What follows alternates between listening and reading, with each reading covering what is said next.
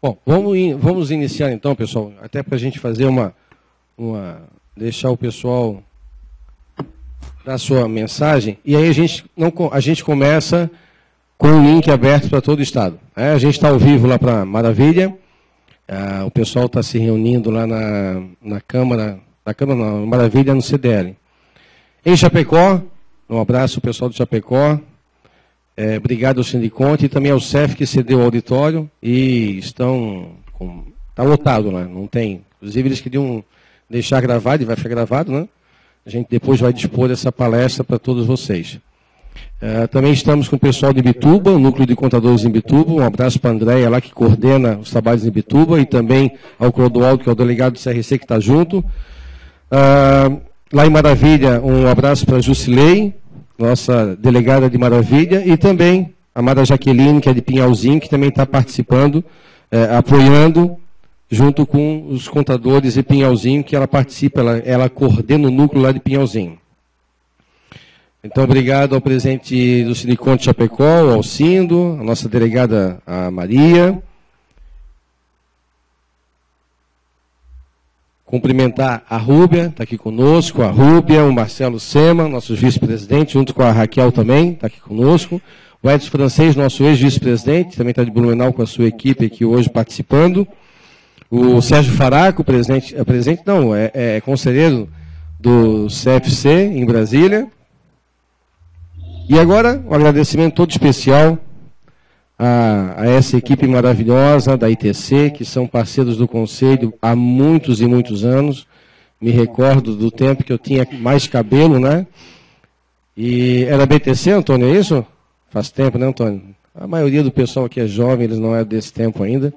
Da época do BTC, e depois aí o ITC foi criado, foi alterado para o ITC, e desde então essa parceria cresce e se fortalece cada vez mais. Então, o Antônio me chamou no Face, né, Antônio? E disse, Adilson, vamos fazer um fórum. Eu falei, pô, Antônio, mas o CRC não tem dinheiro. Ele disse, não, mas eu pago tudo. Aí eu falei, então tá, fizemos já. E aí eu comecei a brincar com ele, mas Antônio, poxa, se a gente fizer um fórum em Floripa, todo o estado vai pedir. Grava lá para nós, Antônio. Ele disse, não, eu não vou gravar, eu vou transmitir ao vivo. Eu falei, eita galo, velho, é isso aí mesmo, né? É isso aí, então, mas, Antônio, velho, é isso mesmo. E agradecer ao Antônio, nosso parceiraço, a ITC está sempre conosco, pessoal, nos eventos. Muitas das vezes eles nem colocam a logo como apoiadores, mas nos ajudam nos bastidores. Então, é uma gratidão que a gente tem muito grande pela ITC. Ao Cláudio Mon também, que é diretor da ITC, junto com a doutora Márcia Assunção de Lima Mon, que também todos vocês conhecem. Agradecer a Juliana Maurília Martins, que também hoje vai nos brindar com a sua sapiência, seu conhecimento. A gente só incomoda ela por telefone, né, Juliana? E o Felipe Rocha Batista Gomes, né? A doutora Márcia é advogada, formada pela Universidade Federal de Santa Catarina, especialista em gestão estratégica de planejamento tributário, também pela Estácio de Sá, especialista em direito de trabalho pela Univale, Matra 12, consultora jurídica e responsável pela área tributária de previdência e gerência de RH do ITC. A Juliana é contadora, registrada no CRC sob o número 31022. Novinha, Juliana. Foi ontem, né? Formada pela UFSC, especialista em MBA em planejamento tributário. 2 pela Universidade Cândido Mendes, no Rio de Janeiro. Consultora tributária das áreas de imposto de renda pessoa física e jurídica e outros impostos e contribuições federais pela ITC. Felipe Rocha Batista Gomes, graduado em Ciências Contábeis pela USJ, Universidade de São José, especialista em Auditoria Contábil e Controladoria pelo Centro Universitário Municipal de São José e consultor tributário da parte de CMS, IPI, ISS e outros impostos também do ITC. Como é que nós estamos com o link aí, pessoal de Chapecó, maravilha, tudo ok, Cláudio? 100%? Taca. Só foi ameaçar chamar o William Bond e já ficasse nervoso, né?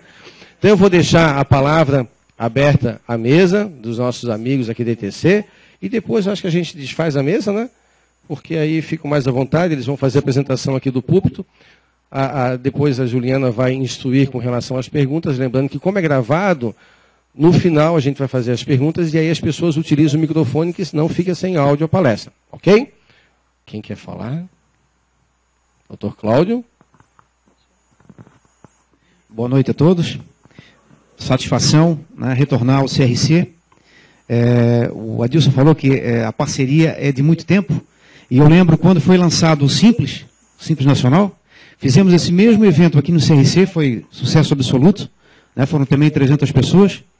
E a gente sentiu a necessidade de novamente nos aproximarmos das entidades contábeis, e especialmente ao CRC, e proporcionar, né, um encontro para discutir e passar para vocês as últimas alterações, né, no Simples Nacional. Espero que seja uma noite agradável e que a nossa equipe consiga transmitir para vocês, né, tudo que a gente planejou durante esse tempo até a realização do evento hoje. Tá certo? Muito obrigado.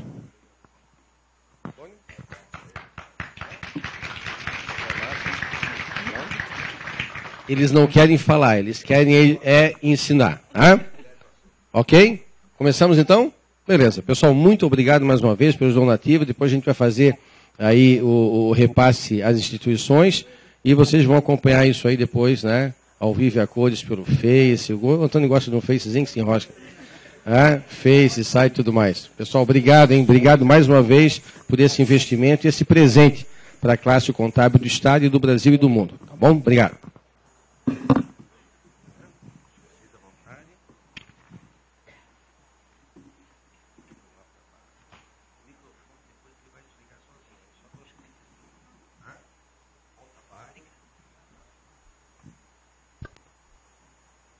Boa noite, pessoal. Boa noite. Vocês estão me ouvindo bem? Ok. Bom, gente, como já foi falado, meu nome é Juliana Maurília Martins e eu vou fazer uma breve explanação a respeito do Simples Nacional e aí depois vou iniciar em relação às alterações da Lei Complementar 147. Então, o foco do fórum hoje é apresentar as alterações que a Lei Complementar 147 do ano de 2014 trouxe para nós. Tá? Vamos apresentar, então, as alterações federais, que será comigo, depois as alterações da parte previdenciária com a Márcia e as alterações da parte estadual e municipal com o Felipe.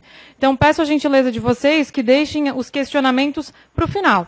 Então, primeiro a gente vai fazer toda essa contextualização, né, das alterações da Lei Complementar e, ao final, a gente vai abrir a palavra, então, para vocês fazerem os seus questionamentos. Ok?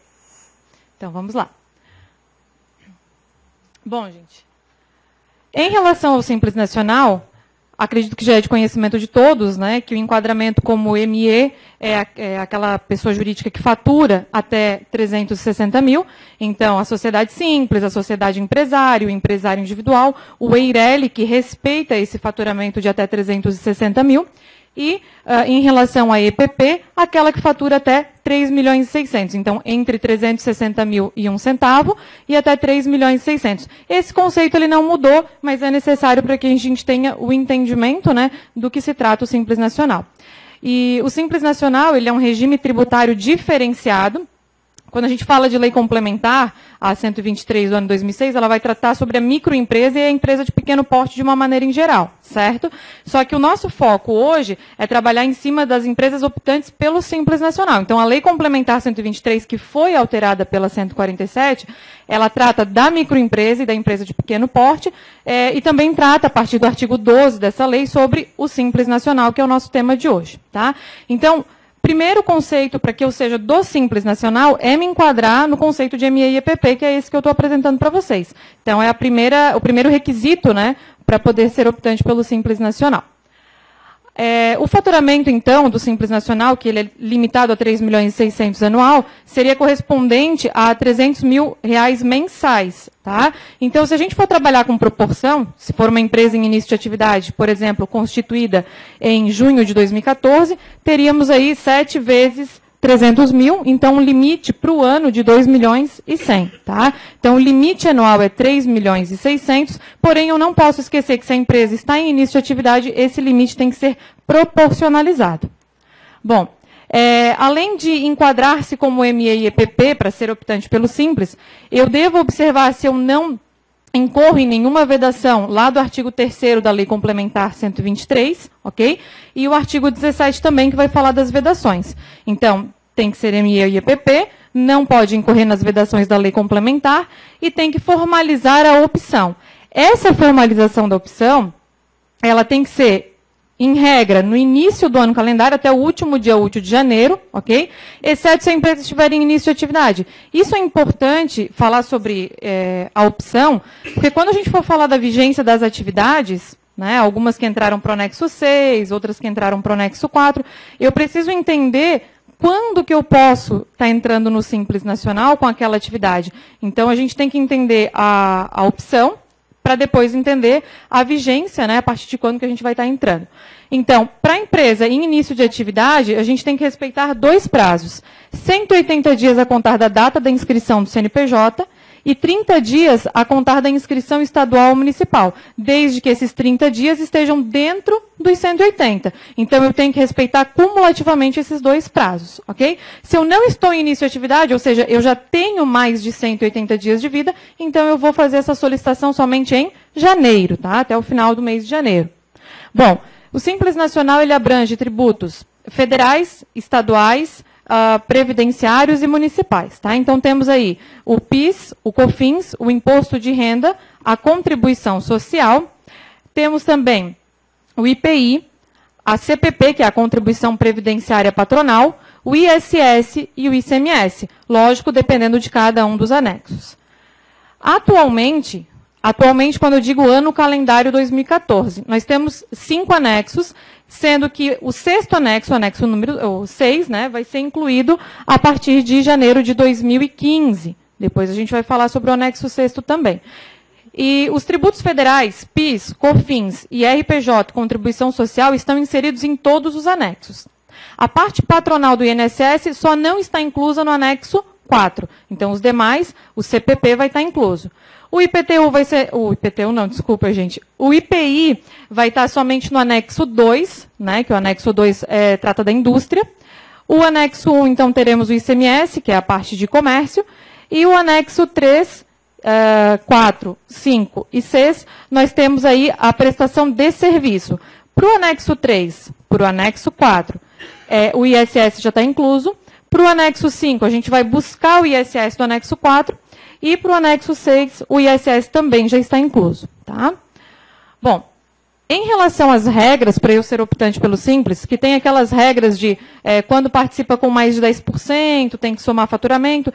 Naquele artigo, que é o artigo 3º, parágrafo 4º da Lei Complementar 123, houve uma alteração. Então, foi incluído um inciso, e nesse inciso, ele fala o seguinte, que a empresa optante pelo Simples Nacional, quando ela prestar serviços para uma empresa, a contratante do serviço, da qual ela mantenha subordinação, pessoalidade e habitualidade, então, que mantenha vínculo, né, com aquela empresa contratante dos serviços, eu não vou poder ser optante pelo Simples. Tá? Então, eu não posso ter uma pessoa jurídica optante pelo Simples prestando serviço para uma outra, da qual o sócio mantém a habitualidade, a pessoalidade e a subordinação. Certo? Então, mais uma regrinha aí para estar seguindo. Bom, tivemos também de alteração, gente, agora já entrando... Depois que fizemos essa introdução, agora já entrando na parte da Lei Complementar 147, em relação à exportação de serviços. Nós tínhamos, desde o ano calendário de 2012, um faturamento adicional, então, de 3 milhões e 600 para mercado interno e um faturamento adicional de 3 milhões e 600 para exportação de mercadorias, totalizando, portanto, um limite de 7 milhões e 200 para o ano calendário. Esse limite, ele não abarcava a exportação de serviços. E a partir agora, então, do ano calendário de 2015, ele vai estar contemplando também a exportação de serviços. Ou seja, eu vou poder faturar 3 milhões e 600 no mercado interno e mais 3 milhões e 600 para exportação de serviços ou de mercadorias. Ok? Lembrando que a parte de serviços só a partir de 2015. Bom, outro detalhe importante a respeito disso é que a legislação atual, ela diz que para limite de determinação de alíquota, por enquanto, deve ser somado os 2 faturamentos, tanto do mercado interno quanto de exportação. Somente a partir de 2016 que a gente vai poder considerar segregado. Espera aí, Juliana, não entendi. Vamos considerar que a empresa ela tenha 2 milhões de faturamento no mercado interno, mais 2 milhões de exportação de mercadoria ou de serviço. Então, teríamos que considerar 4 milhões para determinação de alíquota, o que nos jogaria, então, para a última alíquota da tabela. Tá certo? Então, a partir de 2016, a gente vai poder considerar isso separadamente, tá? Mas só a partir de 2016. Outra coisa que mudou, que foi bem relevante, é em relação ao PIS e COFINS na exportação de serviços. Então, quando eu fizer exportação de serviços, a partir de 2015, eu vou poder segregar essa receita a fim de não pagar PIS e COFINS sobre a receita de exportação de serviços. Então, já não pagávamos PIS e COFINS em relação à exportação de mercadorias, né? E vamos agora também poder segregar para não pagar esse PIS e COFINS quando houver receita de exportação de serviços, ok? Bom, em relação à baixa da microempresa e empresa de pequeno porte, houve uma alteração bem relevante, porque a ME e a EPP, e aqui quando eu estou falando de ME e EPP, tanto a do Simples como a que não é optante pelo Simples, ela vai poder fazer a sua baixa, independente de ter débitos tributários ou não. Isso já podia, mas eu tinha que respeitar um prazo de 12 meses de inatividade. 12 meses de inatividade, para daí sim fazer a baixa. Esse prazo de 12 meses, então, o parágrafo que falava desse prazo de 12 meses foi revogado, o que significa que eu vou poder, então, baixar, independente desse prazo, com a existência de débitos. Ah, que bom, né? Que ótimo, vou poder baixar com a existência de débitos. Sim, só que o sócio vai responder de forma solidária, ou seja, o débito vai ser transferido para o nome dos sócios. Tá? Então, tem que pensar bem a respeito disso antes de fazer. Bom, em relação à licitação, aqui também para microempresa e empresa de pequeno porte, independente de ser simples, nacional ou não, o prazo que antes era de 2 dias para apresentação de documentos que comprovassem a sua negativa de débitos ou a positiva com efeito de negativa, passou de 2 dias para 5 dias. Tá? Então, se você for contemplado numa licitação, você terá até 5 dias para apresentação dos documentos. Bom, em relação às atividades que vão entrar no Simples Nacional, que acho que é uma parte que interessa aí a todos, né? Teremos, então, para o anexo 1, e isso de forma já imediata, a atividade de comércio atacadista de refrigerantes, certo? Então, tanto os refrigerantes como as composições para preparação de refrigerante, no que se refere à parte de comércio atacadista, então, a partir já de 8/8/2014, tá? Tá, Juliana, mas e se eu constituir uma empresa agora com essa atividade, já posso entrar? Sim, respeitando os prazos dos 180 dias e dos 30 dias a contar da inscrição estadual ou municipal. Se é uma empresa já existente e eu incluir essa atividade, vou continuar no Simples? Sim, incluindo essa atividade a partir do dia 8/8, vai ficar no Simples, tá certo? E eu tenho uma empresa que tem essa atividade, Juliana, de comércio atacadista de refrigerante, mas ela hoje não é optante pelo Simples, ou seja, ela já existe, mas ela não é optante pelo Simples. Posso entrar no Simples agora? Não, aí só em janeiro de 2015, porque a gente tem que respeitar um daqueles 2 prazos que conversamos. Tá? Também entrará o comércio de medicamentos e produtos magistrais, aqui a gente está falando da farmácia de manipulação, desde que o remédio não tenha sido feito sob encomenda. Tá? Então, essa parte do comércio anexo 1.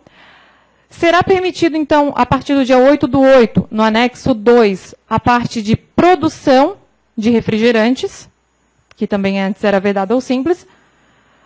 Anexo 3, vai ser permitido a parte de transporte, serviços de transporte de passageiros intermunicipal e interestadual, que a priori era completamente vedado, né? Então ele vai continuar vedado, com exceção do transporte de passageiros de forma fluvial, com relação também ao transporte metropolitano, ou quando realizar-se sob fretamento contínuo para fazer o transporte de alunos, né, e de trabalhadores. Okay?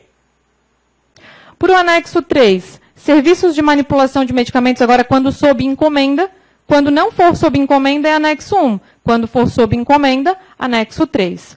Fisioterapia, anexo 3 e corretagem de seguros. Esses 2 aqui, de maneira imediata também. Aí, novamente a pergunta. Juliana, e se a empresa ela já existe com a atividade de fisioterapia, eu tenho como ingressar no Simples no dia 8/8? Não. Se ela já existe, então somente em janeiro de 2015. Se ela vai ser constituída agora, já pode entrar no Simples Nacional, respeitando o prazo dos 180 dias. Tá? Anexo 4, serviços advocatícios. O anexo 4, lembrando, é aquele que não tem a parte patronal, não tem o CPP. Anexo 5, administração e locação de imóveis de terceiros. Juliana, mas essa atividade já estava no Simples Nacional. O que mudou?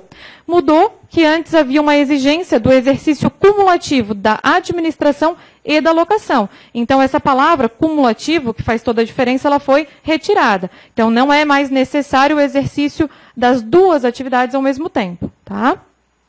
E, por fim, desculpem, o anexo 6º, que vai passar a valer a partir de janeiro de 2015. Então, vai incluir as atividades profissionais. A atividade medicina, enfermagem, medicina veterinária, a parte de odontologia, psicologia, psiquiatria, também os serviços de comissionados, as intermediações de negócios, a parte de representação comercial, arquitetura, engenharia, design e tudo que esteja relacionado a essas atividades, perícia, leilão e avaliação, também a parte de auditoria, certo? Economia, consultoria, gestão, assessoria, que antes era tudo vedado e vai passar então a ser anexo 6 do Simples Nacional.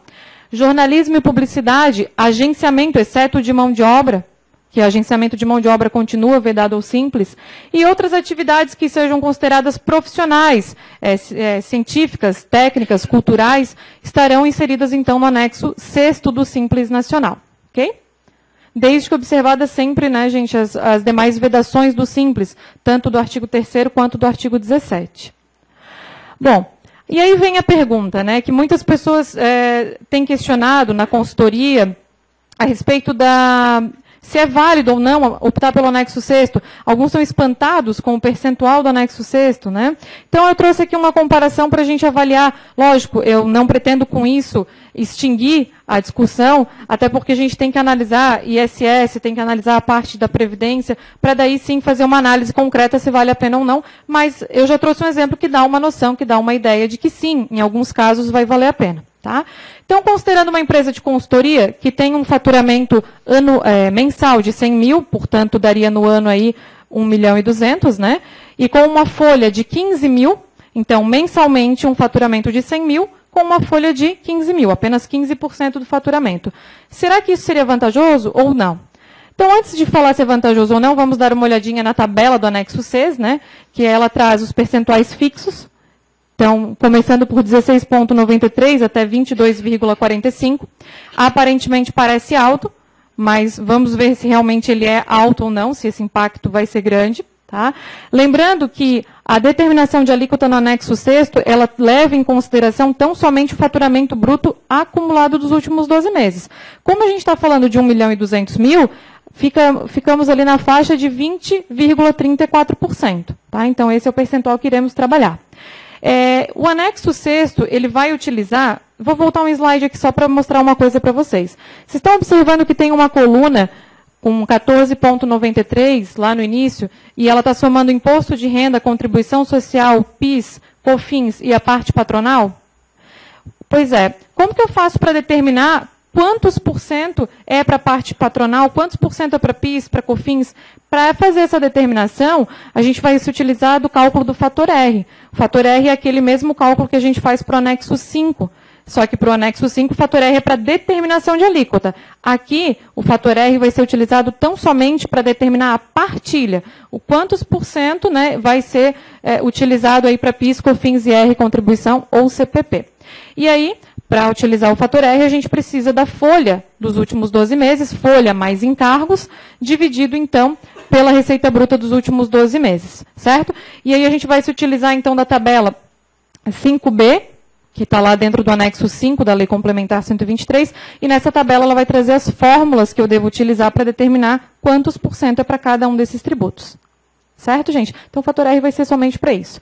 Bom, comparando, então, agora o Simples Nacional com o lucro presumido, eu calculei o Simples só com base no faturamento, que o Simples é tranquilo, né? Só aplicar o 20,34%. E em relação ao lucro presumido, então pegamos os 100 mil, aplicamos o percentual de presunção de 32 para prestação de serviço, e chegamos numa base presumida de 32 mil. E aí calculamos o imposto de renda, não esquecendo do adicional do imposto de renda.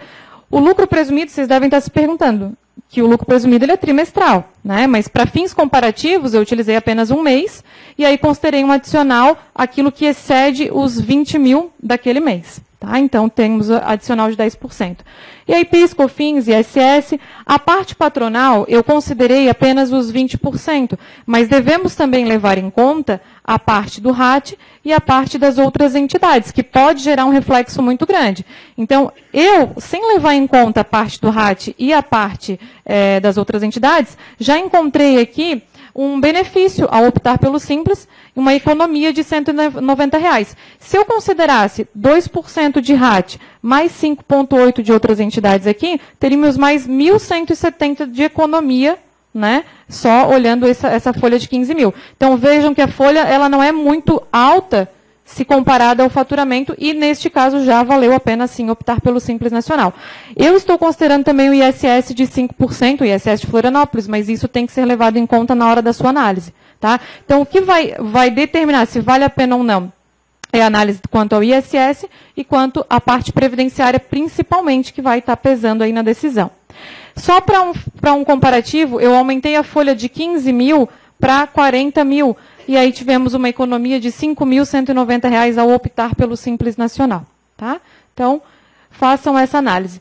E para finalizar a minha parte, gente, o microempreendedor individual teve algumas alterações não muito relevantes, digamos assim, mas para fins de adequação mesmo da legislação, onde ela diz que as atividades permitidas ao anexo 5 e o anexo 6º do Simples Nacional não são permitidas ao microempreendedor individual, exceto se a própria resolução do Comitê Gestor do Simples Nacional trouxer essa atividade como permitida lá no anexo 13. Tá? Então, a priori, seria vedado.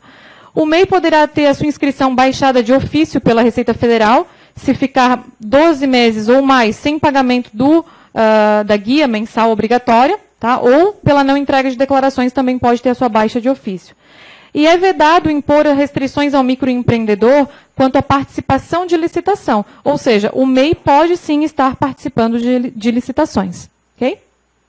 Obrigada.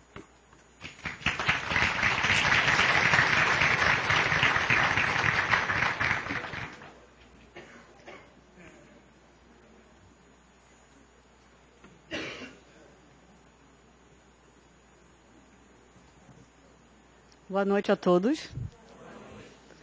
Vamos ver agora os aspectos previdenciários e trabalhistas. Bom, no Simples Nacional, como a Juliana abordou aqui, como muitos já conhecem, está incluída a contribuição previdenciária patronal, que é a CPP. Ela colocou aqui que a CPP, no exemplo que ela colocou, era 20%, mas ela citou também que tem RAT, tem terceiros. Então, vamos ver tudo o que é CPP. Bom, de acordo com o artigo 22 da Lei 8.212 de 91, as contribuições previdenciárias patronais correspondem a 20% sobre a remuneração dos empregados, correspondem a 20% sobre a remuneração dos contribuintes individuais, ou seja, autônomos, empresários. Então, toda vez que a gente remunera pessoas físicas com ou sem vínculo de emprego, a gente precisa recolher o 20% da contribuição previdenciária patronal. Também temos percentual de RAT variável de 1%, 2% ou 3%, conforme o grau de risco de acidente de trabalho de cada empresa. Isso é encontrado pelo CNAE da atividade econômica preponderante, que é aquela que tiver a maior quantidade de empregados no estabelecimento quando a empresa tem mais de uma atividade econômica. Quando ela tem uma só, é só o enquadramento por um CNAE. E ainda temos a contribuição previdenciária patronal de 15% sobre as notas fiscais e faturas emitidas por cooperativas de trabalho. Observando que o 15%, né, de contribuição previdenciária patronal está sob julgamento. Tem várias empresas discutindo a não incidência do 15% e muitas empresas estão ganhando. Aproveitando, não é o nosso tema, mas só para alargar, porque alguém pode colocar, Márcia, mas isso aí o pessoal está discutindo. Ela faz parte da contribuição previdenciária patronal, mas muitas empresas estão discutindo porque lá no artigo 195 da Constituição Federal diz que as empresas recolhem sobre remuneração paga a pessoas físicas. E aqui não está se pagando a pessoa física, está se pagando a uma cooperativa, a uma empresa. Certo? É por isso a base da discussão e o pessoal está ganhando, está entrando na Justiça Federal, estão ganhando, tá? Aí quem quiser, claro, constitui um advogado e vai discutir. Não é simplesmente não pagar o tributo, certo? Aí é contratar um advogado e discutir juridicamente. Bom, então, dentro da CPP que está no Simples, estão todas essas contribuições. Então, 20% tanto sobre a remuneração dos empregados quanto sobre a remuneração dos contribuintes individuais, o RAT, e também o 15% sobre as cooperativas de trabalho. Então, as empresas optantes pelo Simples Nacional, elas não recolhem esses tributos, com exceção daquelas que são tributadas no parágrafo 5º-C do artigo 18 da Lei Complementar 123 de 2006, que são as empresas do anexo 4, né, que a Juliana aqui citou. Ok? Então, elas não contribuem. Então, quais são essas empresas que vão ter que continuar recolhendo 20% da contribuição previdenciária patronal, o RAT sobre a remuneração dos empregados e o 15% sobre as notas fiscais emitidas por cooperativas de trabalho, quando ela contratar serviços de cooperativas de trabalho. Então, a construção de imóveis e obras de engenharia, essas atividades já estavam incluídas, não teve alteração. Serviço de vigilância, limpeza ou conservação. Aqui são aquelas atividades que têm a maior quantidade de empregados, ok? E, por fim, agora incluído em 8 de agosto de 2014, os serviços advocatícios. Eu, sinceramente, vocês viram, eu sou advogada, eu não entendi a comemoração dos advogados. Não entendi a festa, né? Porque a folha está toda ali, né? Eles vão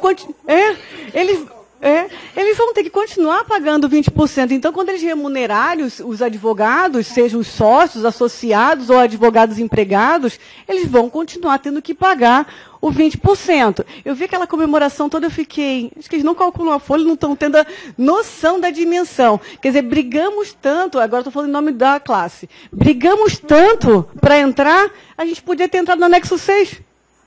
Ali estava incluído todas as atividades profissionais, que não estivessem incluídas no anexo 3, no 4 ou no 5. Bom, enfim.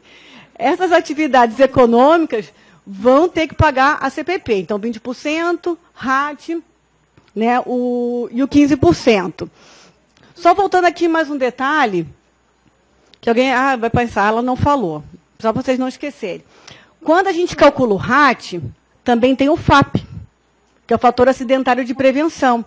Então, o FAP ele é calculado pelas estatísticas de afastamentos por acidente de trabalho.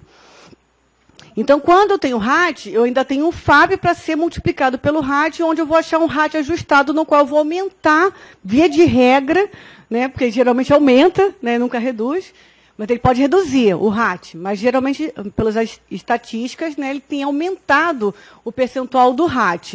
Então, quem tem RAT tem o FAP multiplicado por ele e vai achar o RAT ajustado, que vai aumentar a folha. Logicamente, as empresas tributadas pelo Simples Nacional, nos anexos 1, 2, 3, 5 e 6, como não vão ter RAT, também não vão ter o FAP calculado sobre ele. Bom, o que mais para colocar aqui para vocês em relação ao anexo 4? Antes que eu esqueça, né, porque tem mais um detalhe. A atividade de construção civil, 4 grupos do CNAE estão abrangidos na regra da desoneração da folha e não tem o 20% da contribuição previdenciária patronal, nem sobre a remuneração dos empregados e nem sobre a remuneração dos contribuintes individuais. Bom, quais são esses 4 grupos do CNAE? CNAE, iniciando com 412, 432, 433 e 439. Então, são só 4 grupos do CNAE, da Construção Civil, que estariam abrangidos na regra da desoneração quando a empresa é do Simples Nacional. Ok? Porque tem outros CNAEs, mas são para empresas lucro real, lucro presumido. Mas para quem é do Simples, só entra esses 4 grupos. Ok? Então, essas empresas, esses 4 grupos, também não vão ter o 20% da contribuição previdenciária sobre a folha de pagamento, mas, em contrapartida, recolhem 2% sobre a sua receita bruta, que é a contribuição previdenciária sobre a receita bruta. Ok? Só para vocês não esquecerem, senão passou batido, tem que recolher, mas tem alguns casos que não precisa. Ok? Bom, quem está no Simples Nacional, quem opta por esse regime tributário, também fica dispensada das contribuições destinadas a outras entidades e fundos, que é o famoso Sistema S, SESI, SENAI, SESC, SENAC, SEBRAE, INCRA, Salário Educação, SESC, SENAT. Então, não precisa recolher esses tributos, independente do anexo em que se encontrar. Então, se ela está no anexo 1, no 2, no 3, no 4, ou no 5, ou no 6, não recolhe as contribuições sociais devidas a outras entidades e fundos, observando que esse percentual incidiria apenas sobre a remuneração dos empregados. Também, quem é optante pelo Simples Nacional está dispensada da contribuição sindical patronal, ok? É uma briga todo ano, né? Em janeiro de todo ano é uma briga, né? O sindicato vem cobrar e as empresas estão dispensadas de pagar. Isso já foi a parar até no STF, gente.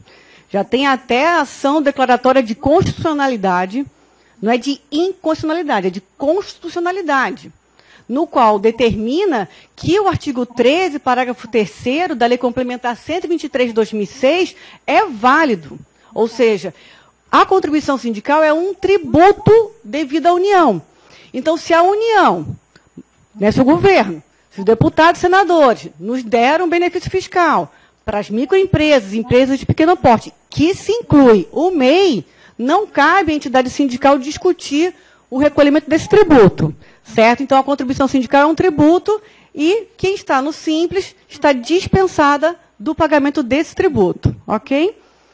E outras contribuições que vierem a ser instituídas ou que são instituídas pela União. Ficam dispensadas de todas essas. Bom, para vocês entenderem e verem como é que ficaria a tributação sobre a folha de uma empresa normal e como ela ficaria no Simples, vocês vão ver que a vantagem é muito grande. Né? Optar pelo Simples, quem tem empregado, quem remunera pessoas físicas, é bem vantajoso. Então, aqui eu trouxe um exemplo, que é uma empresa com atividade de serviço de arquitetura, né, que vai entrar no Simples Nacional a partir do ano que vem, e com uma folha de pagamento de R$20 mil. Na tributação normal, ela teria uma CPP, que é a Contribuição Previdenciária Patronal, de 20%, o RAT de 3%, por esse KNAI, o RAT seria 3%, outras entidades seria 5,8%, e o total devido de tributação normal, R$ 5.760. Se ela optar pelo Simples Nacional, ela não recolhe nenhum desses tributos.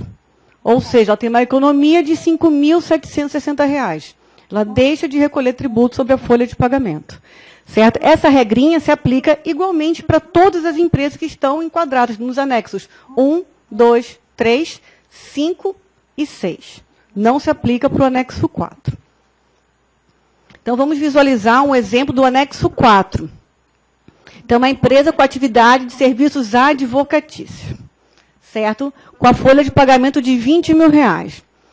A CPP de 20% dá R$4 mil. RAT de 1%, R$200. Outras entidades, 5,8%, R$ 1.160. Ou seja, total devido, R$ 5.760. No Simples Nacional, ela teria a CPP de 20%, R$4 mil. O RAT de 1%, R$200. Total devido, R$ 4.200. Aqui seria uma economia de R$ 1.160. Ou seja, o grosso mesmo é o 20% sobre a folha de pagamento. E o RAT também. Aqui não vai representar tanto que é 1%, mas mesmo assim chega a representar. Então, do ponto de vista da folha de pagamento, eu posso colocar para vocês que o mais vantajoso, né, a maior vantagem, é optar pelo Simples Nacional.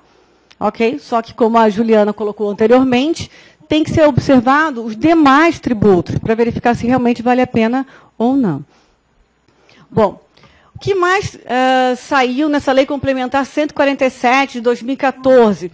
Ela trouxe a possibilidade do Conselho Gestor do Simples Nacional criar uma declaração unificada de informações para a Previdência Social e para o Fundo de Garantia e para o Ministério do Trabalho. Aqui não se sabe se é o E-Social. E o E-Social, gente? Quando é que sai? Está todo mundo empolgado pelo E-Social? Não, né? Pois é. Talvez saia, né, o novo manual agora em setembro. E logo que ele for liberado, vai ser logo depois, uns 6 meses depois, para testes. E mais 6 meses, né, para que as médias e grandes empresas possam utilizá-la. Ou seja, vai ficar só para setembro do ano que vem essa obrigatoriedade. Bom, então não sabemos se essa declaração unificada, que a Lei Complementar 147 de 2014 está se referindo, é o E-Social, ou se vai ser uma outra obrigação paralela. Certo? Então, eles não se resolveram ainda se vai ser a mesma coisa ou se vai ser uma coisa diferente. Vai ser aplicada da mesma forma para o MEI. Então, para as empresas do Simples e para o MEI, tem a mesma disposição na Lei Complementar 123 de 2006, alterada pela Lei Complementar 147 de 2014, em relação a essa declaração unificada, tanto para a Previdência, quanto para o Fundo de Garantia e para o Ministério do Trabalho. E também a possibilidade do recolhimento unificado do Fundo de Garantia com as contribuições sociais previdenciárias, que eles querem fazer da mesma forma para os empregadores domésticos, fazer o recolhimento unificado das contribuições previdenciárias e do Fundo de Garantia. Ok? Então, vamos aguardar se eles vão publicar alguma resolução nesse sentido. Ou seja, a lei já está vigorando, ou seja, a qualquer momento eles podem criar. Quando eles vierem a criar através de uma resolução, vai ser válido juridicamente, porque já tem uma lei dispondo sobre isso. Então, não é uma coisa imediata. Com certeza não vai ser. Certo? Mas, se ela existir, não dá para discutir juridicamente a obrigação, porque ela já está disposta em lei. Então, a declaração unificada vai valer a mesma coisa que a GFIP, ou seja, vai ser um instrumento de confissão de dívida, assim como todas as obrigações acessórias que a gente cumpre em relação ao fisco, né? Todos são instrumentos de confissão de dívida. Então, a gente tem que cuidar para realmente prestar as informações de forma correta. Bom, o que mais diz a Lei Complementar 147 de 2014? Que essa declaração unificada, ela vai substituir a obrigação de fazer GFIP, de fazer RAIS e de fazer o CAGED. Ok? Agora é só aguardar para ver se vai realmente sair ou não. Bom, que outra alteração teve na Lei Complementar 147 de 2014? Ela determinou que o produtor rural, pessoa física, e o agricultor familiar, ele vai ter o mesmo tratamento que uma microempresa e uma empresa de pequeno porte, não em relação ao regime tributário simplificado, é em relação a algumas regras, certo? Estímulo à inovação, estímulo ao mercado. Aqui, é claro, meu tema é a parte trabalhista, né, e previdenciária. Então, ela vai trazer a regra da simplificação das relações de trabalho, que já se aplica hoje para microempresa e empresa de pequeno porte, também vai se aplicar ao produtor rural e ao agricultor familiar. Claro, desde que ele esteja com situação regular na Previdência Social e no município, e tenha receita bruta anual de até R$ 3.600.000. Então, em matéria trabalhista, o que ele vai ter de mesmo benefício que as microempresas já possuem hoje? Lá no artigo 50 da Lei Complementar 123 de 2006, fala da simplificação das relações de trabalho. Então, no artigo 50 diz que pode o governo promover possibilidade dessas pessoas, ou das pessoas jurídicas, conforme for a situação, em formar consórcio para observar as normas de segurança e medicina do trabalho. Observando que isso já está no papel desde 2006, e o governo até hoje não fez nenhuma ação nesse sentido. Nenhuma norma, né, hierarquicamente inferior, dispondo da possibilidade de várias pessoas jurídicas formarem consórcio para a contratação dos programas de controle médico, saúde ocupacional, do PPRA, de CIPA, de SESMIT ou qualquer outra coisa. Por enquanto está só no papel, e além de estar no papel, passará a incluir agora em 2014 também o produtor rural e o agricultor familiar. Então não sabemos se essa situação vai continuar no papel ou se realmente vai se efetivar algum dia. Bom, a regra do artigo 51 da Lei Complementar 123 de 2006 garante a microempresa e empresa de pequeno porte, dispensa, né, de a fixação de quadro de trabalho no local de trabalho, que é o quadro de horário. Caiu em desuso, certo? Porque as empresas adotam controle de ponto, e o controle de ponto substitui o quadro de trabalho. Mas quem tem menos de 10 empregados não tem a obrigação de adotar o controle de ponto. Teria a obrigação de ter o quadro de horário no local de trabalho. Mas se está se tratando de microempresa ou empresa de pequeno porte, e agora também um produtor rural e o agricultor familiar, não vai precisar ter a fixação do quadro de horário, que é o quadro de trabalho, no local de trabalho. Também está dispensado de anotação de férias dos empregados no livro ou ficha de registro. Então, microempresa, empresas de pequeno porte já eram dispensadas e o produtor rural e o agricultor familiar também estão dispensados. Contratação de jovens aprendizes, estão dispensados. Livro de inspeção do trabalho, não tem a obrigação de manter no local de trabalho o livro de inspeção. E fazer a comunicação de férias ao Ministério do Trabalho e Emprego. Então, ME e EPP já tinham essa dispensa. O que se aplica a ME se aplica ao MEI e também se aplica ao produtor rural e ao agricultor familiar também. O que não vai se aplicar? Dispensa de anotação na carteira de trabalho, guarda de documentos trabalhistas e previdenciários até o prazo decadencial, apresentação da GFIP e da CEFIP e apresentação da RAIS e do CAGED. Então, as ME e EPP não tem essa dispensa, o produtor rural e o agricultor familiar também não vão ter essa dispensa. E, por fim, o artigo 54, que fala da simplificação das relações de trabalho, ela determina esse dispositivo que a empresa, né, o microempresário, ou a empresa de pequeno porte, ou o produtor rural, ou o MEI, ou o agricultor familiar, se eles não puderem comparecer numa audiência trabalhista, ou seja, na Justiça do Trabalho, eles podem se fazer representar por um preposto que não seja empregado da empresa. Pode ser por qualquer outra pessoa que não esteja, né, no seu quadro societário ou no seu quadro de empregados. Não sendo essa situação, hoje, uma empresa normal, né, que não seja ME ou EPP, uma empresa de médio porte ou de grande porte, se não for o próprio sócio, né, os próprios sócios, ou for um empregado como um preposto, a Justiça do Trabalho aplica a revelia. Ok? Em se tratando de ME, EPP, produtor rural e agricultor familiar, e que se inclui o MEI, nesse caso, se ele não puder comparecer, pode ir qualquer outra pessoa. Qualquer uma. Não precisa ser empregado da empresa ou participar do quadro societário. E não vai ser aplicada a revelia. É claro que tudo tem que ser provado, né? Tem que se provar que está se tratando de uma ME, né, de uma EPP, para que o juiz não vá lá e aplicar a revelia. Bom, em relação à fiscalização orientadora, as regras que se aplicam à ME e à EPP se aplicam ao MEI e também passam a se aplicar ao produtor rural e ao agricultor familiar. Então, a legislação, que é a Lei Complementar 123 de 2006, alterada pela Lei Complementar 147 de 2014, ela estabelece, no que se refere aos aspectos trabalhistas, metrológico, sanitário, ambiental, de segurança e uso e ocupação do solo, que eles têm direito de ter uma fiscalização orientadora. Então, não pode chegar lá o fiscal de pronto e autuar a empresa. O fiscal, quando for na empresa, ou quando ele chamar a empresa para apresentação de documentos, ele tem que orientar. Ele não pode autuar. Nem ME, nem EPP, nem o MEI, nem o produtor rural, nem o agricultor familiar.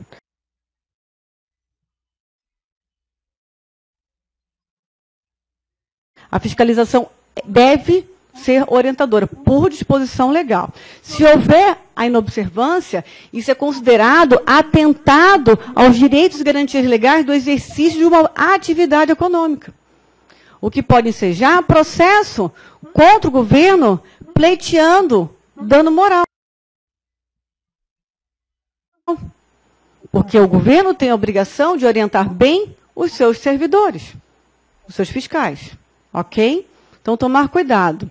Se eles não observarem a fiscalização orientadora e emitirem um auto de infração, o auto de infração é nulo.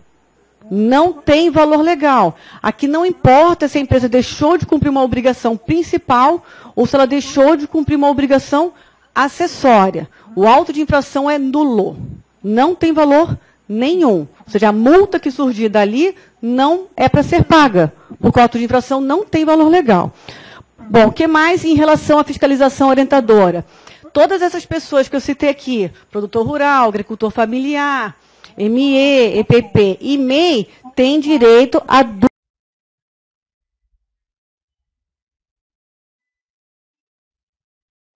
visita para auto de infração. Então, só na segunda vez é que ele pode autuar. Na primeira, não pode. Na segunda, pode. Claro que toda regrinha tem exceção. Quais são as exceções? Falta de registro de empregado. Não tem perdão. O fiscal foi lá, verificou que o trabalhador não estava registrado, a autuação é de pronto, tá? Aqui não tem perdão. Então, falta de registro de empregado e falta de anotação do contrato de trabalho na carteira, não tem perdão, a autuação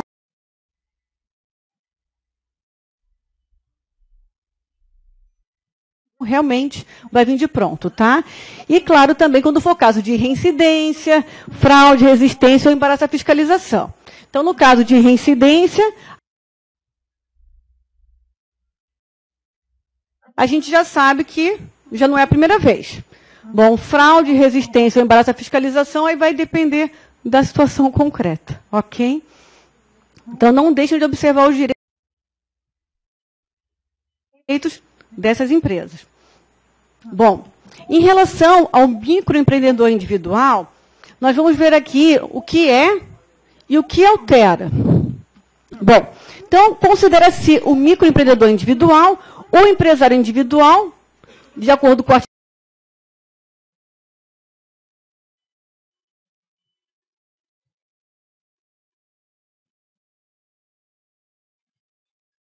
966 do Código Civil, que tenha oferido receita bruta no ano calendário anterior de até R$60 mil, e que seja optante pelo Simples Nacional e que não esteja impedido de optar por esta sistemática.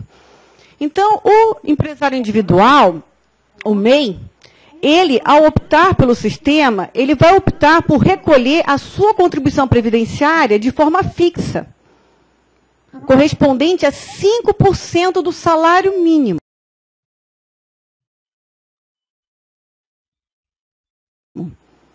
E mais o ICMS ou ISS, de acordo com a sua atividade econômica.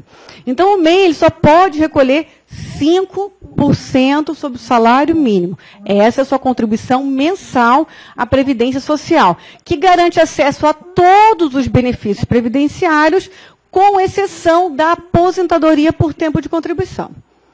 Se o microempresário, se o MEI, quiser se aposentar por tempo de contribuição, ele precisa complementar a sua contribuição previdenciária, recolhendo 15%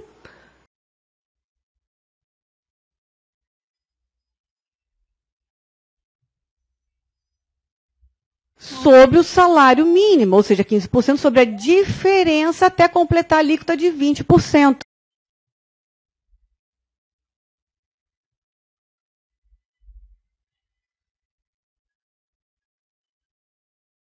Porque essa alíquota de 20% é a alíquota do contribuinte individual para a sua aposentadoria, ok? Então, a complementação não é sobre uma outra base, não é sobre o teto máximo, né? Muita gente procura a gente, eu quero complementar a minha contribuição, contribuindo pelo teto máximo, pode? Não, não pode. Então, eu estou optando por essa sistemática, por um ato de vontade, porque ninguém está me obrigando a optar por ela, então eu tenho que saber que eu vou recolher apenas 5% sobre o salário mínimo. Ora, se eu contribuir 15 anos sobre o salário mínimo, qual vai ser o meu valor do meu benefício? Salário mínimo. Não vai ser outro valor. Ok? Então eu quero contribuir sobre uma base maior. Não se constituam como MEI. E vão recolher sobre a base que vocês quiserem, aplicando a alíquota normal de 20%, se trabalharem como pessoas físicas, ou se forem se constituir como empresa, dependendo se ela for do Simples, vai pagar apenas o 11%, né, de contribuição previdenciária que é retido pela empresa. Dependendo do anexo que se encaixar, não vai ter o 20% patronal. Ou pode vir a ter.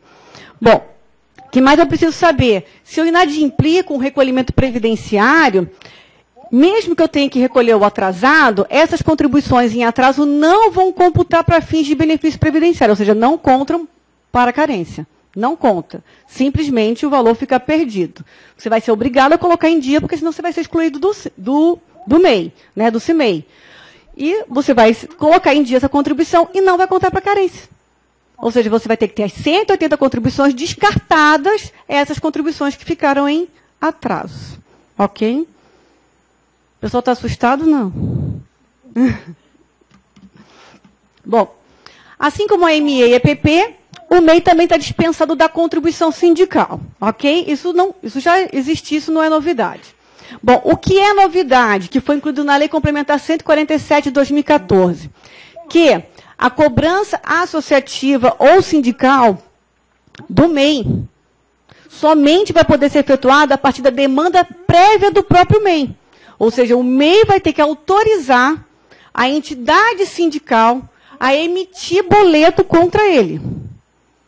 Ok? Então, os bancos têm que observar que para a emissão dos boletos de cobrança, eles vão precisar da entidade sindical, da comprovação que o MEI deu a autorização para a emissão daquele boleto de cobrança da contribuição sindical ou associativa. Aqui, gente, contribuição associativa, vocês sabem quais são? Assistencial, negocial, confederativa, de reversão e outros nomes. Ok? Então, a entidade sindical não pode mais enviar boleto de cobrança para o MEI. Ele vai ter que autorizar. Ok? Então, o banco não pode emitir. O banco vai ser punido pelo governo se fizer a emissão. Por que essa ação? Para evitar que o MEI seja induzido a erro, a recolher um tributo que não seja devido por ele. Ok? Porque uma ME, uma IPP, geralmente tem um escritório de contabilidade, onde fica mais em dia a dia e consegue se atualizar mais, né? Saber realmente das suas obrigações, dos seus direitos. O MEI, ele já não tem tanto esclarecimento e não tem esse canal direto com o contador. Ele acaba não sabendo disso. Então, essa medida foi tomada pelo governo para evitar mesmo que ele pague a contribuição sindical indevidamente. Ok? Bom, MEI que presta serviços a empresas. O que teve de alteração? O que era, o que foi, o que voltou a ser. Bom, então o MEI, quando presta serviços a empresas, via de regra, ele está prestando serviço na condição de contribuinte individual. Tanto que a legislação determina que a empresa que contrata os serviços prestados por MEI tem que recolher 20% da contribuição previdenciária patronal e tem obrigação de fazer o cumprimento das obrigações acessórias em relação ao MEI, ou seja, incluí-lo na folha de pagamento, incluí-lo na GFIP. Bom, quando começou a regra do MEI, isso lá em 2009, essa regra era aplicável somente para quais atividades? Serviços de hidráulica, eletricidade, pintura, alvenaria, carpintaria e de manutenção ou reparação de veículos. Com a Lei Complementar 139 de 2011, isso foi alargado para toda atividade de MEI. Ou seja, qualquer MEI que prestava serviços, a empresa que o contratava tinha que recolher 20% e incluí-lo na folha de pagamento e na GFIP. Com a Lei Complementar 147 de 2014, voltou ao que era antes.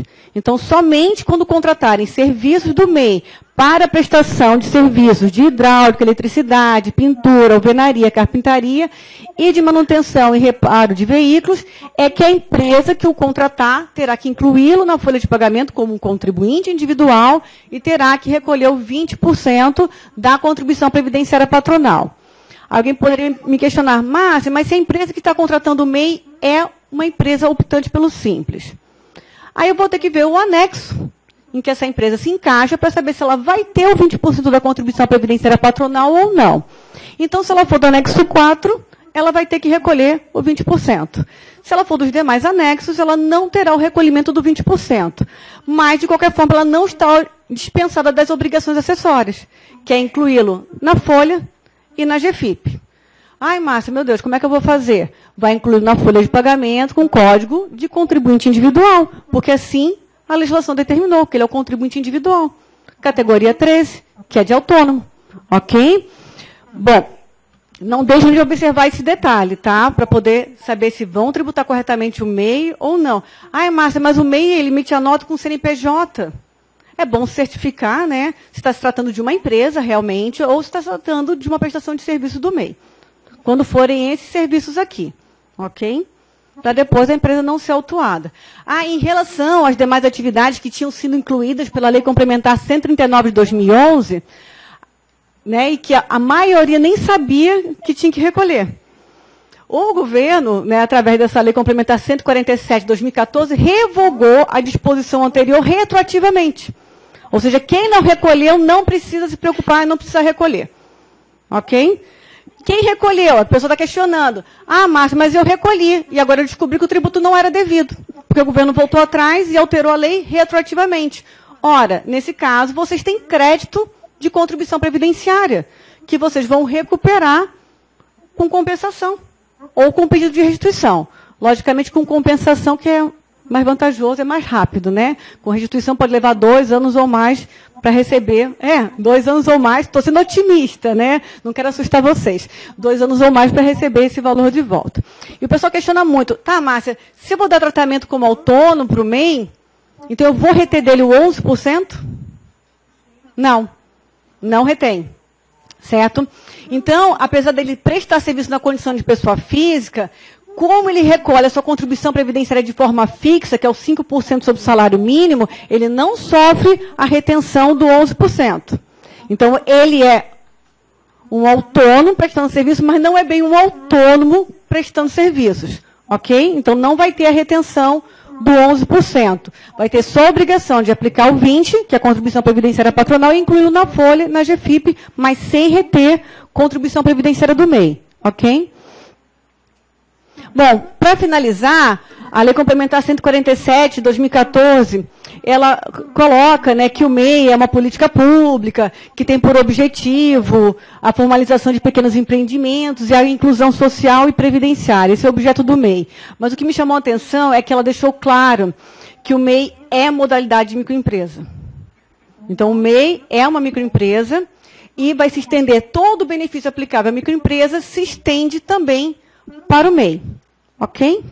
Bom, finalizei minha parte e agora vou dar a palavra para o Felipe.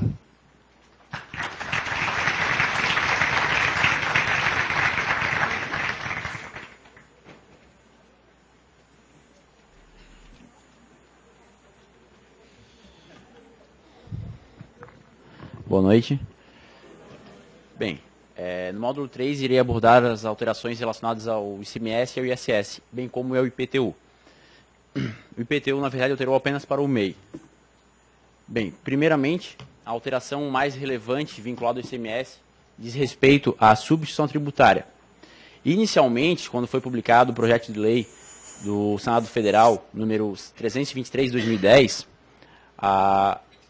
o intuito do Senado era vedar a aplicação da substituição tributária às empresas do Simples Nacional. Com a publicação e aprovação de diversas emendas, foram incluídas diversas mercadorias no regime da ST. Pois bem, então, com a publicação e a aprovação da Lei 147 de 2014, deixou de ser uma vedação da substituição tributária e passou a ser uma limitação do regime.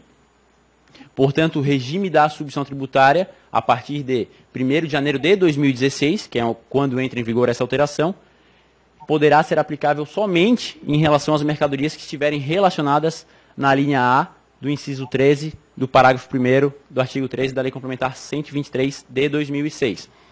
Pelo texto dessa linha A, o regime da substituição tributária, ele somente poderá ser aplicado tanto na venda realizada por uma empresa do Simples, quanto na compra. Entretanto, quando uma empresa optante pelo Simples realizar venda com destino a uma empresa do regime normal, entende-se que será devido sim o ICMS-ST, até porque o ônus do imposto, nesse caso, será do destinatário. Quem paga o ICMS-ST, no final das contas, é o adquirente. Haja vista que o ICMS-ST é destacado em nota e somado ao total do documento fiscal e cobrado do adquirente. Certo? Não há ainda publicação no Estado quanto à forma como será tratado o regime da ST com essa limitação, mas em conversas com os fiscais, eles entendem que a regulamentação será de que forma? Como o regime não será alterado em relação às empresas do regime normal, o regime da substituição tributária não sofrerá alteração para as empresas do regime normal, se uma empresa do regime normal pagou o ICMS-ST por ocasião da entrada e vier a vender para uma empresa do Simples, em teoria ela terá direito ao ressarcimento para poder vender para a empresa do Simples sem o ônus da substituição tributária. E quanto a justificativa do Senado nessa limitação, né, do regime da subvenção tributária. Tirando o estado de Santa Catarina, o Paraná, recentemente, o estado de Goiás, que são estados que concedem benefício no cálculo da subvenção tributária para o Simples Nacional, os estados, em sua grande maioria, não concedem benefício calculando o ICMS-ST para as empresas do Simples da mesma forma como é calculado para as empresas do regime normal. Então, uma empresa do Simples que calcula o ICMS-ST, ela deixa de pagar, na saída subsequente, o percentual do ICMS, que vai de 1,25 a 3,95, a alíquota máxima do ICMS no Simples. Com isso, a empresa do Simples ela paga o ICMS-ST na entrada, que dificilmente vai ficar em torno de 1,25 a 3,95, e deixa de pagar na saída esse percentual de 1,25 a 3,95. Então, a justificativa do Senado Federal, com a limitação do regime da ST, que inicialmente seria uma vedação, né, é desonerar as empresas do Simples. Né, já vista que ela deixa de pagar muito pouco sobre a saída para pagar um valor relativamente significante sobre a entrada. Né. Bem, com a exclusão dessas mercadorias, em Santa Catarina, algumas seções serão excluídas do regime da ST. Aqui serão demonstradas as seções que serão excluídas. Teremos a exclusão total dos produtos de colchoaria, filme fotográfico e cinematográfico e slide, pilhas e baterias elétricas, aparelhos celulares e cartões inteligentes, instrumentos musicais, brinquedos, bicicletas, máquinas e aparelhos mecânicos, eletromecânicos e automáticos. Essas seções serão excluídas. Até 2016, esse texto poderá ser alterado, como ele foi alterado desde 2010, né, que previa inicialmente a vedação total da ST, e hoje temos uma infinidade de produtos que continuarão na ST. No texto citado anteriormente, a linha A do parágrafo 1º do artigo, do inciso 13, do parágrafo 1º do artigo 13, ele traz a relação das mercadorias que continuarão sujeitos ao regime da ST. Como são muitas, citei apenas as que serão excluídas, mas nesta redação da Lei Complementar 147, é possível visualizar quais serão as mercadorias que continuarão no regime. Além dessas que serão totalmente excluídas, né, temos algumas seções que serão parcialmente excluídas. Por quê? O texto publicado na linha A do inciso 13, ele não traz por seção, ele traz por mercadoria. E se observarmos o texto, ele traz diversos produtos alimentícios, mas não traz a seção produtos alimentícios. Portanto, a seção produtos alimentícios será parcialmente excluída. O mesmo acontece com material de construção, material de limpeza, artefatos de uso doméstico, materiais elétricos e artigos de papelaria, que serão todas elas parcialmente excluídas. Bem, além das operações com as mercadorias elencadas na linha A do inciso 13, o regime da AST continuará sendo aplicável nessas três hipóteses, que seria no sistema de venda porta a porta, que ele é aplicável em todo o território nacional, nas vendas sujeitas ao regime de subvenção tributária pelas operações anteriores, que nada mais é do que o diferimento, portanto o diferimento ele continuará sendo aplicável às empresas do Simples, e a terceira hipótese, as prestações de serviços sujeitas à antecipação ou recolhimento do ICMS por subvenção tributária, que seria, por exemplo, uma prestação de serviço de transporte, de uma empresa, uma transportadora de Santa Catarina, iniciada em uma unidade da federação onde ela não é inscrita. Pelo convênio 2590, essa transportadora, ela é responsável pelo... essa transportadora deverá recolher ICMS para o estado de origem do transporte. Entretanto, a responsabilidade ela pode ser atribuída ao remetente, ao tomador de serviço ou, em algumas hipóteses, ao destinatário. Então, esta hipótese de subvenção tributária prevista no convênio 25 de 90, e aqui no nosso regulamento, no artigo 124 do anexo 6, continuará sendo aplicável às empresas do Simples. Bem, uma outra particularidade em relação ao regime da subvenção tributária está quanto à delimitação para esses produtos ali elencados, que eles somente poderão estar sujeitos ao regime da subvenção tributária se forem fabricados em escala industrial relevante em cada segmento. Então, para essas mercadorias ali relacionadas, não basta estar elencado na linha A do inciso 13 para estar sujeito ao regime da subvenção tributária. Tem que ser também fabricado em escala industrial relevante em cada segmento. Quando será considerado relevante em cada segmento, essa escala de fabricação, o Comitê Gestor do Simples Nacional ainda irá dispor por meio de resolução. Pelo texto atual da Lei Complementar 147, não se sabe para cada segmento o que é considerado escala industrial relevante. Outra alteração ainda quanto ao regime da substituição tributária está vinculada ao prazo do recolhimento do ICMS-ST. As alterações anteriormente mencionadas, elas entram em vigor em 1º de janeiro de 2016. Já a alteração que diz respeito ao prazo, ela tem vigência imediata. A lei complementar foi publicada em 8 de agosto. Portanto, desde 8 de agosto se aplica este novo prazo. O prazo será o prazo mínimo que os estados e o Distrito Federal deverão observar para fins de recolhimento do ICMS-ST será de 60 dias contados a partir do primeiro dia do mês do fato gerador da obrigação tributária. Portanto, todo o estado deverá observar esse prazo mínimo. Se for uma operação realizada em setembro de 2014, o prazo mínimo seria 29 de outubro de 2014. Em contato com os fiscais da Fazenda, questionamos quanto à regulamentação desse novo prazo, haja vista que ele entrou em vigor em 8 de agosto de 2014. Não há previsão de publicação de decreto. Os fiscais nem sabiam da publicação da lei complementar no primeiro momento. Entretanto, em conversa com o pessoal do Comitê Gestor do Simples Nacional, eles se posicionaram de forma conservadora de que deve continuar respeitando os prazos atualmente vigentes na legislação estadual, no regulamento ICMS. Entretanto, empresas do Simples Nacional, no que diz respeito ao recolhimento do ICMS-ST, devem observar o disposto na lei complementar, bem como na resolução do Comitê Gestor. Se a empresa do Simples decidir recolher pelo novo prazo, previsto na lei complementar 147, poderá recolher sem problema algum, e se vier a ser questionada futuramente pelo fisco estadual, deverá apresentar defesa no prazo de impugnação de que o prazo está previsto na lei complementar.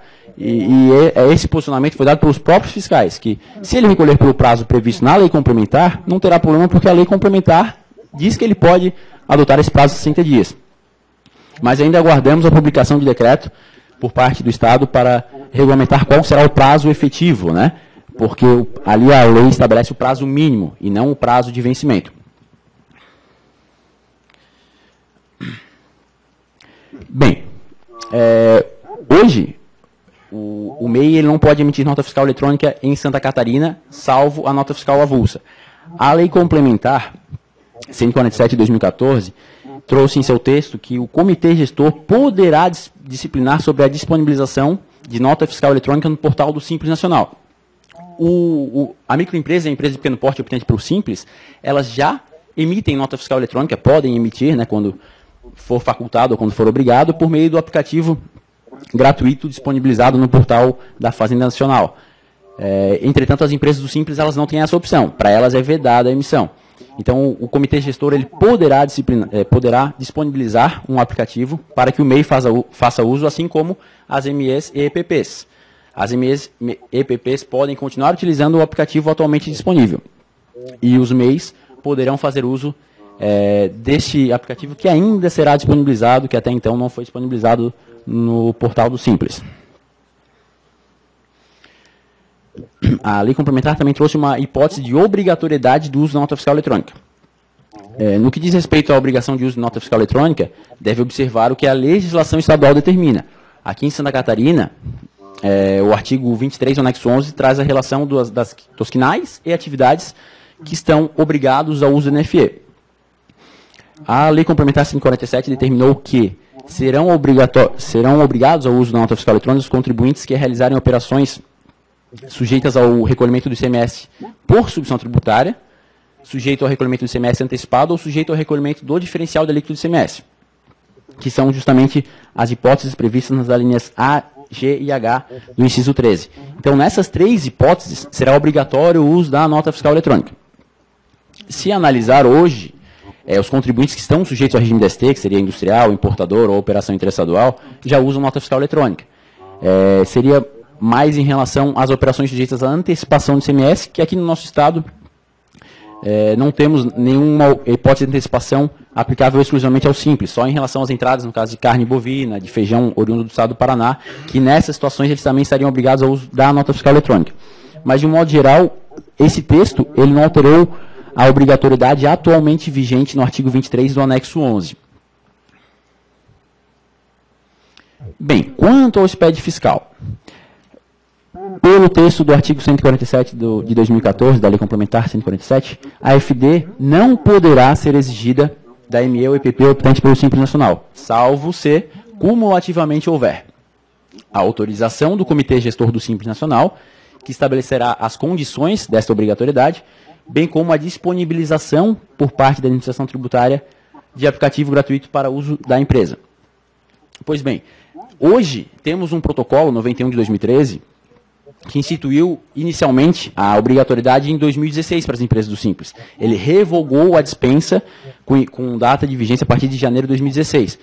Com o texto dado pela Lei Complementar 147, esse protocolo não produzirá efeitos se não for publicado uma resolução do Comitê Gestor do Simples, autorizando instituir essa obrigação do FD, da Escrituração Fiscal Digital, bem como estabelecendo as condições para a sua obrigatoriedade.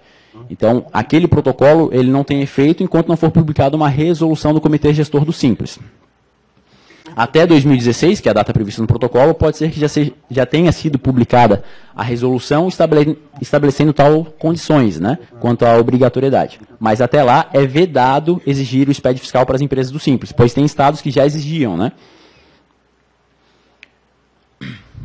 Quanto a uma obrigação acessória vinculada ao ICMS, quando as operações estiverem sujeitas ao recolhimento do ICMS de forma antecipada, ao recolhimento do ICMS-ST, ou à antecipação do recolhimento do ICMS com ou sem encerramento da fase de tributação. Seriam novamente as hipóteses previstas nas alíneas A, G e H do inciso 13.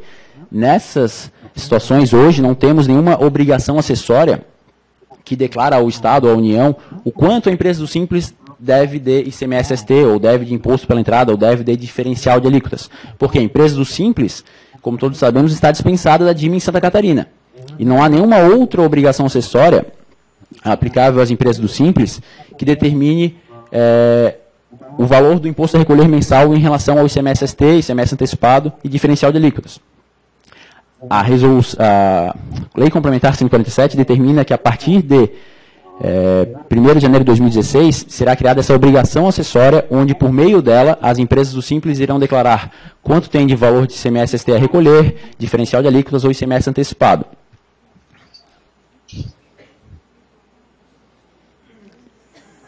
Bem, a Lei Complementar 147 de 2014 também vedou a instituição de obrigações acessórias unilaterais pelos entes federados, exceto em relação aos programas de cidadania fiscal, como existe a nota fiscal paulista, a nota fiscal no Rio Grande do Sul. Então, obrigações acessórias que não estejam relacionadas a programas de cidadania fiscal não poderão ser exigidas de empresas do Simples. Aqui em Santa Catarina não temos nenhuma. A empresa de Santa Catarina ela não transmite DIME, não transmite GIA, não transmite SPED. Então não há uma obrigação acessória exigida de forma unilateral em Santa Catarina.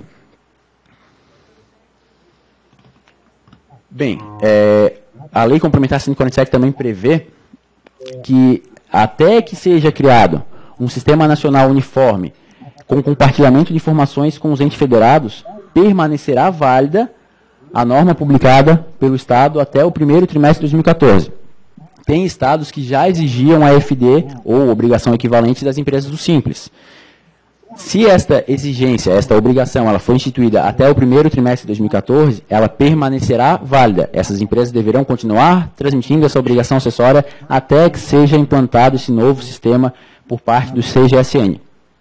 Essa obrigação acessória em Santa Catarina não é exigida, o SPED ou equivalente, mas tem estados como o Pernambuco exigia até um tempo atrás o SPED fiscal para empresas do Simples. Então, se esta legislação que exigia essa declaração da empresa do Simples, ela foi criada até o 1º trimestre de 2014, ela continua válida. Se for criada a partir disso, não produz efeitos, não pode ser exigido que uma empresa do Simples transmita tal declaração. Bem, também foi alterado o limite de receita bruta anual para efeitos de exigência do recolhimento do ISS de forma fixa ou do ICMS. Né? Até 31 de dezembro de 2014, o limite de receita bruta aferido no ano anterior é de até 120 mil. Então, o Estado ou o município pode determinar que o contribuinte recolha o ISS ou ICMS de forma fixa, se ele oferir receita bruta no ano calendário anterior de até R$ 120 mil. A partir de 1º de janeiro de 2015, esse limite será alterado para o limite máximo da segunda faixa de receita bruta acumulada. A segunda faixa de receita bruta acumulada vai de 180 mil a 360 mil. Portanto, esse novo limite será de 360 mil. Caso seja alterado novamente a faixa de receita bruta acumulada do Simples, não precisará ser alterado o texto da legislação, pois ele prevê que o limite será o teto da segunda faixa. Anteriormente, ele previa de forma expressa que seria 120 mil. Então, desde que foi alterado o limite de receita bruta acumulada do Simples, que passou de 120 para 180 por faixa, né? O texto não havia sido atualizado. Então, com a publicação da Lei Complementar 147, foi instituído que somente poderá ser cobrado de forma fixa o ISS ou ICMS das empresas do Simples se a receita bruta no ano anterior for de até 360 mil. Em Florianópolis e em Santa Catarina não é exigido o ISS ou ICMS de forma fixa, em relação às empresas do Simples. Bom, também foi instituída uma possibilidade de redução das multas quando da falta de prestação ou a incorreção no cumprimento de obrigações acessórias para com os órgãos e entidades federais, estaduais, distritais e municipais, quando essa multa for fixada em valor mínimo ou fixo e na ausência de previsão legal de valores específicos e mais favoráveis para o MEI, ME ou EPP. Nessas hipóteses em que a multa for estabelecida em valor fixo ou mínimo e não houver previsão de multa específica para a empresa do Simples, esta multa terá redução de 90% para os MEIs e de 50% para ME ou EPP. Se já houver multa específica para o MEI ou para a empresa do Simples, ME ou EPP, não se aplica tal redução. Tá? Somente se aplica se não houver previsão legal de valores específicos para essas empresas.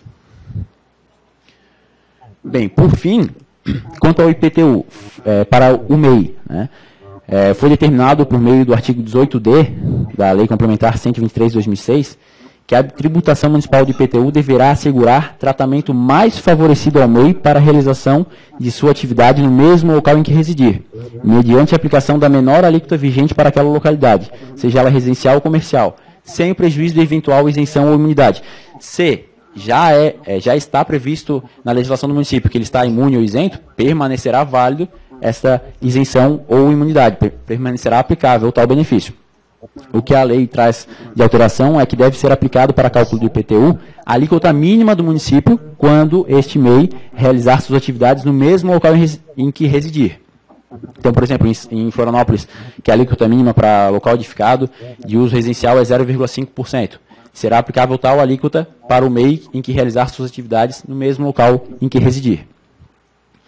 Bem, pessoal, com isso eu finalizo minha parte e damos abertura aos questionamentos.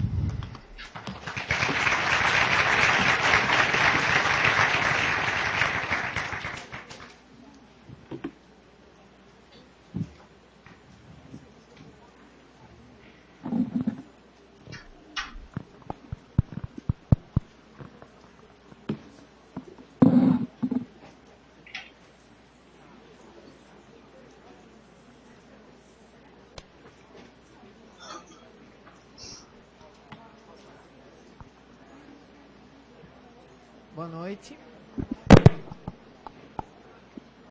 Boa noite.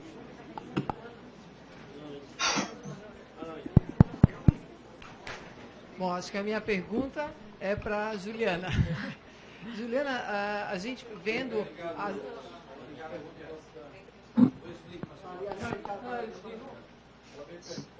Juliana? Não? Alô?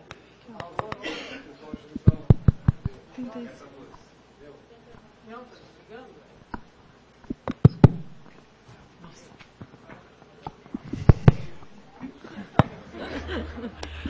Bom, Juliana, a minha pergunta seria em relação para o ano de 2016, nos serviços, vamos falar, até aproveitando a carona da Márcia, dos serviços advocatícios, onde teria impostos retidos na fonte. Como é que se trataria nessa situação? Iria se deduzir da tabela? Porque, na verdade, eu não ouvi nada com relação a essa situação, também não li na lei. Mas tu fala em relação aos tributos federais? Isso, federais. Então, em relação à retenção na fonte, a gente tem uma instrução normativa, que é a de número 765 de 2007, que ela fala que a empresa optante pelo Simples Nacional, na condição de prestadora de serviço, ela não sofre retenção de PIS, COFINS e R contribuição. Essa IN continua em vigor. Então, a gente tem que acompanhar se para o próximo ano vai ter alteração dessa instrução normativa. Mas, a priori, todo esse pessoal que é da parte intelectual, também os serviços advocatícios, fisioterapia, que a priori sofrem retenção quando são do lucro presumido ou real, não vão sofrer essa retenção na condição de prestador de serviço optante pelo Simples. Ah, então tá jóia. Valeu, obrigado, hein? Alô? Alô?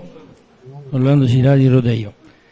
Juliana, queria saber lá diz no anexo 6, despachantes. Inclui despachante de trânsito? Sim, incluem todos os despachantes lá no anexo 6. De todas as formas? Sim. Obrigado.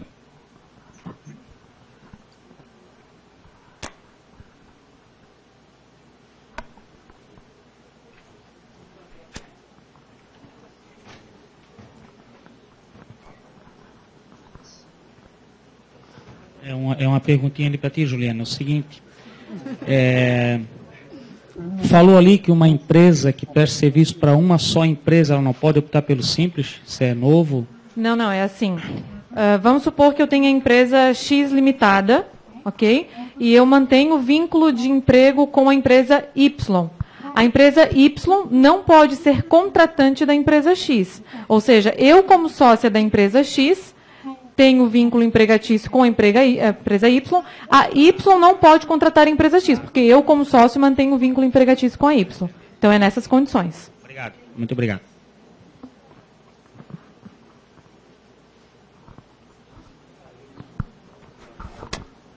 Boa noite. Ainda no caso de escritórios de advocacia, a OAB ela vai fazer o enquadramento dos escritórios como ME e PP?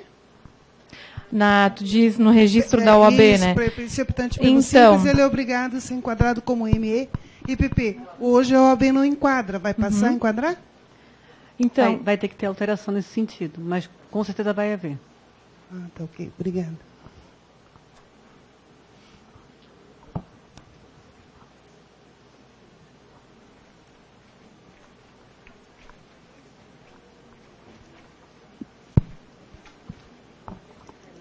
Boa noite. É uma pergunta para o Felipe.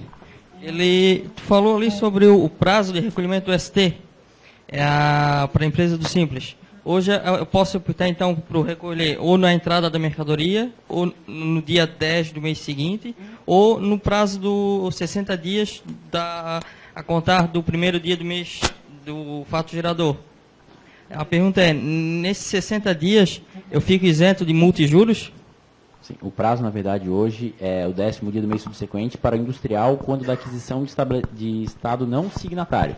Né? Nas demais condições, a aquisição de estado signatário ou até mesmo se o adquirente for um estabelecimento comercial, o prazo é de 7 dias a contar da data da emissão da nota fiscal de compra. Esse é o prazo atualmente vigente. Entendemos que, pelo disposto na lei complementar, você pode aplicar um novo prazo, sendo que o posicionamento de parte dos fiscais da Fazenda, que seria o posicionamento mais conservador, é continuar aplicando o prazo atualmente previsto no regulamento CMS até que seja publicado o decreto. Se o contribuinte optar por recolher por esse novo prazo, que seria de 60 dias, a contar do primeiro dia do mês de ocorrência do fato gerador, e vier a ser cobrado juros e multa em relação a esse recolhimento teoricamente em atraso, né, ele poderá recorrer e causa ganha, o próprio fiscal do G Simples informou isso, que ele só terá o trabalho de entrar com uma defesa, ali, impugnar a cobrança de juros e multa, caso seja exigido esse pagamento por parte da empresa do Simples. Como hoje a empresa do Simples não transmite DIME, nem GST, nem SPED, dificilmente será constatado essa falta de recolhimento do juros e multa, né? A não ser por aquele aplicativo chamado Inadimplência Zero disponível no site. Entendi.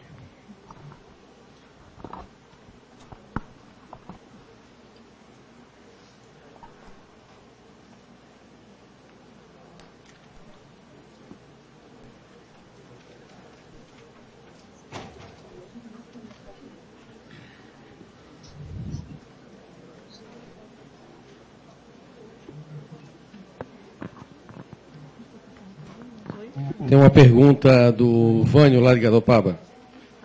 Ele pergunta se as papelarias seria melhor comprar os materiais, volta às aulas, em janeiro de 2015, para diminuir o custo do ICMS.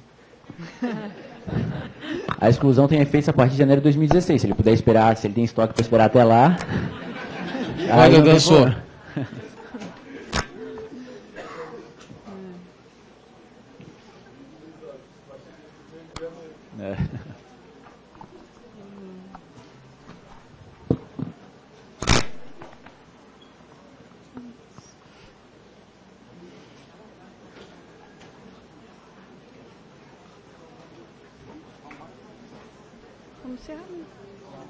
Ok? Não temos mais perguntas?